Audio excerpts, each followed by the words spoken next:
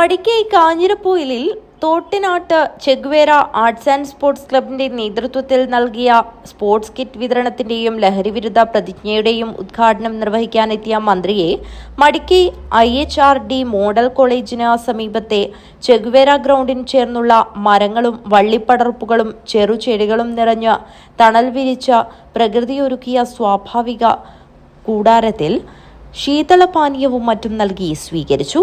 ഈ സ്വീകരണം വ്യത്യസ്തതരമായ അനുഭവം പകർന്നു നൽകിയെന്ന് മന്ത്രി പറഞ്ഞു. വളരെ വ്യത്യസ്തമായിട്ടുള്ള ഒരു അനുഭവമാണ്. കാരണം അത്രയും ഒഴിഞ്ഞൊരു പ്രദേശത്ത് തുരുത്ത് എന്നുള്ളത് വളരെ പ്രത്യേകത പറഞ്ഞാണ്. ഈ പ്രകൃതി നമ്മൾ ആസ്വദിക്കാം.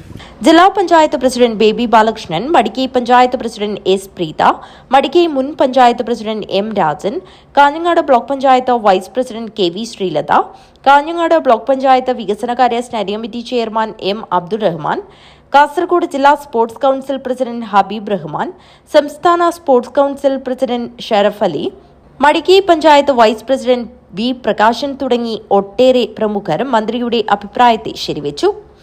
Madikkai Thottanad Che Guevara arts and sports ക്ലബിന്റെ പാറപ്പുറത്തുള്ള ഗ്രൗണ്ട് നിർമ്മാണവും വ്യത്യസ്തമാർന്ന സ്വീകരണ പരിപാടിയും അതിഥികളുടെയും മറ്റുള്ളവരുടെയും പ്രശംസയ്ക്ക് അർഹമായി. News bureau, Kanhangad.